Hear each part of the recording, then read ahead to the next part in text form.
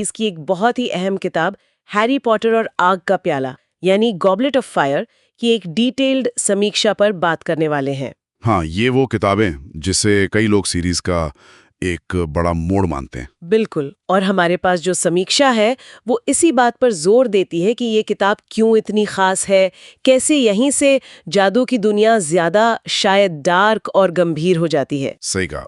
समीक्षा इसे सीरीज का टर्निंग पॉइंट कहती है, जहां वो पहले वाली थोड़ी बच्चों वाली मासूमियत खत्म होने लगती है। तो चलिए फिर इसी पर बात करते हैं। समीक्षा के हिसाब से कहानी का जो दिल है वो है ट्राइविजर्ड टूर्नामेंट। हाँ, वो 3 स्कूलों वाली खतरनाक प्रतियोगिता। और उसी में हैरी का नाम आ जाता है रहस्यमयी तरीके से। चौथा चैंपियन बन जाता है, जबकि वो उम्र में भी छोटा है। बिल्कुल। समीक्षा ने कहानी और उसकी जो रफ्तार है, पेसिंग, उसे पूरे 5 में से 5 दिए हैं। खास तौर पर वो क्विनिच वर्ल्ड कप वाला सीन। हाँ, वो शुरुआत और फिर टूर्नामेंट के टास्क बहुत रोमांचक। क्या समीक्षा ये बताती है कि ये तेज रफ्तार क्यों जरूरी थी, मतलब कहानी के लिए? हाँ, देखिए, समीक्षा का कहना है कि वो शुरुआती उत्साह, जैसे वर्ल्ड कप का वो शानदार माहौल, वो बाद में जो टेंशन और खतरा आता है ना, उसके बिल्कुल कॉन्ट्रास्ट में खड़ा होता है। अच्छा। और ये तेज रफ्तार पाठक को शुरू से ही पकड़ लेती है।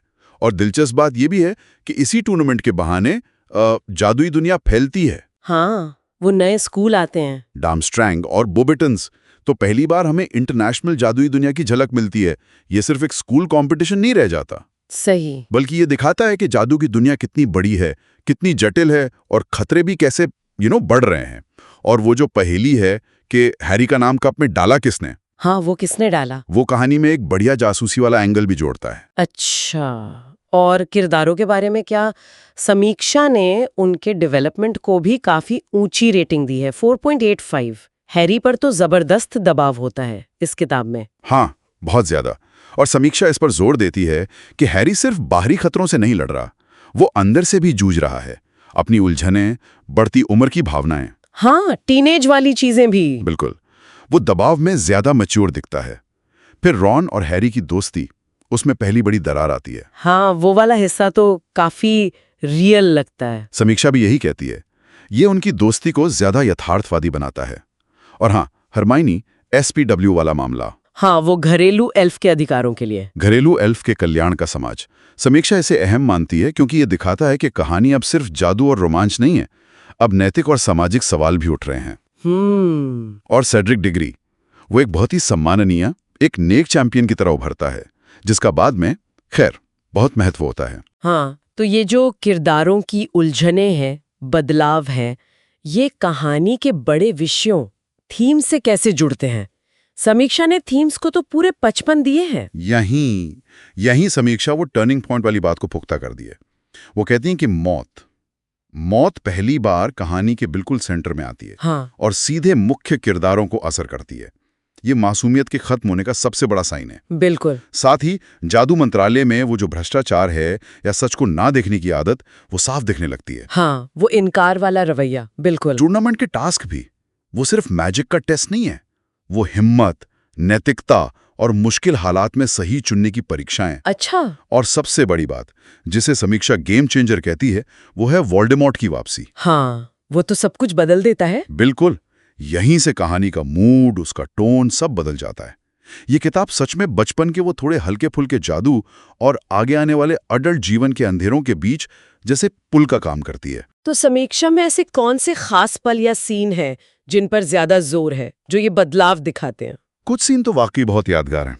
समीक्षा उनको हाईलाइट करती है, जैसे क्विडिच वर्ल्ड कप में वो डेथ ईटर्स का हमला और आसमान में डार्क मार्क का दिखना। हाँ, वो डरावना था। वो आने वाले खतरे का पहला बड़ा इशारा था। फिर कहानी के आखिर में वोल्डेमॉर्ट का अपने असली शरीर में पूरी ताकत से लौटना, वो तो सीरीज का टर्निंग पॉइंट है। बिल्कुल। सेड्रिक की मौत, समीक्षा कहती है, ये सिर्फ दुखद नहीं है, ये हैरी के लिए और पढ़ने वाले के लिए भी मासूमियत के ताबूत में आखिरी कील जैसी है, एक पॉइंट ऑफ नो रिटर्न। सही कहा। और हाँ, मैड आई मूडी, जिसके भेष में बार्टी क्राउच जूनियर पूरे साल हॉगवर्ट्स में रहता है, वो खुलासा तो कमाल का था, चौंकाने वाला। हाँ, वो तो सच में। अच्छा, ये तो सब मजबूत बातें हो गई।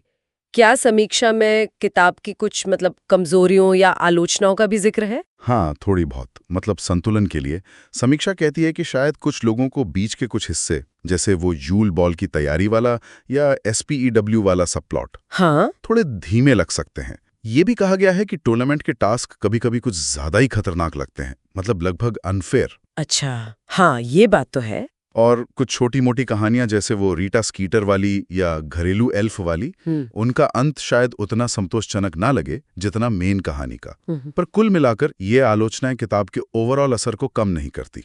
तो कुल मिलाकर समीक्षा का जो निचोड़ है वो साफ है।